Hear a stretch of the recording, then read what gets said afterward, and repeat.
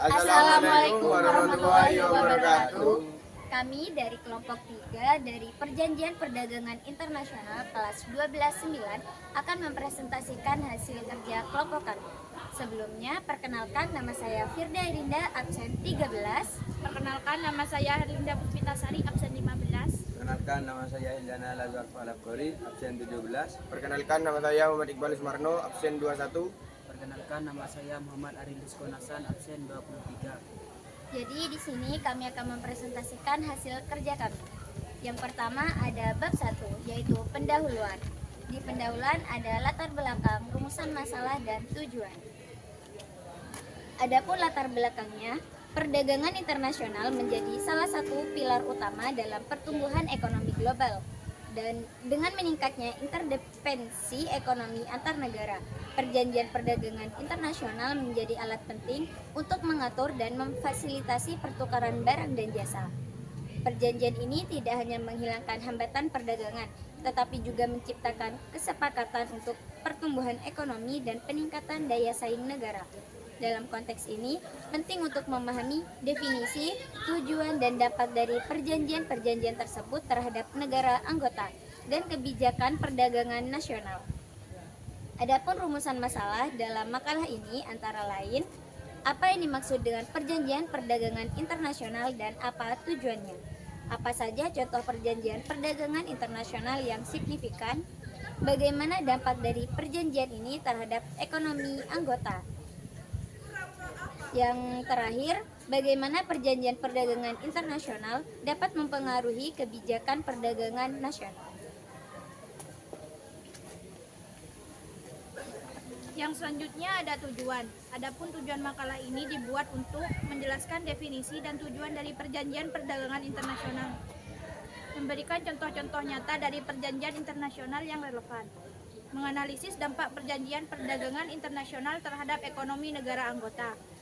Yang keempat ada mengidentifikasi pengaruh perjanjian ini terhadap kebijakan perdagangan nasional masing-masing negara. Selanjutnya ada bab 2, yaitu pembahasan. Pembahasan rumusan masalah yang pertama yaitu definisi dari tujuan perjanjian perdagangan internasional. Perjanjian perdagangan internasional adalah kesepakatan antara dua negara atau lebih untuk mengatur perdagangan barang dan jasa di antara mereka. Perjanjian ini bertujuan untuk mengurangi atau menghilangkan hambatan perdagangan, seperti tarif dan kuota, serta menciptakan lingkungan yang lebih baik untuk investasi dan pertukaran ekonomi. Tujuan utama dari perjanjian perdagangan internasional meliputi meningkatkan perdagangan, mendorong pertukaran barang dan jasa antar negara, mendorong pertumbuhan ekonomi, menghasilkan peluang kerja, dan meningkatkan pendapatan nasional, meningkatkan daya saing, memperkuat posisi negara di pasar global, memfasilitasi kerjasama, memperkuat hubungan diplomatik dan ekonomi antar negara.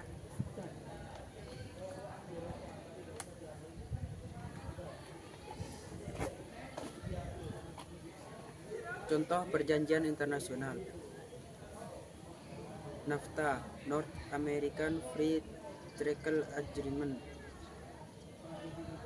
perjanjian yang ditandatangani oleh Amerika Serikat, Kanada, dan Meksiko pada tahun 1994.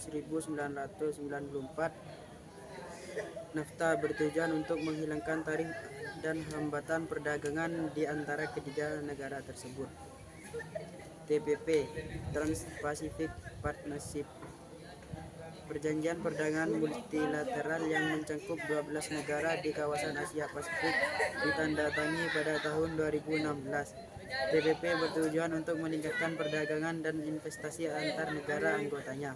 ASEAN, Free Trade Area, AFTA, inisiatif yang dibentuk oleh negara-negara anggota ASEAN untuk mengurangi tarif dan mempromosikan perdagangan di kawasan Asia Tenggara dimulai pada tahun 1992.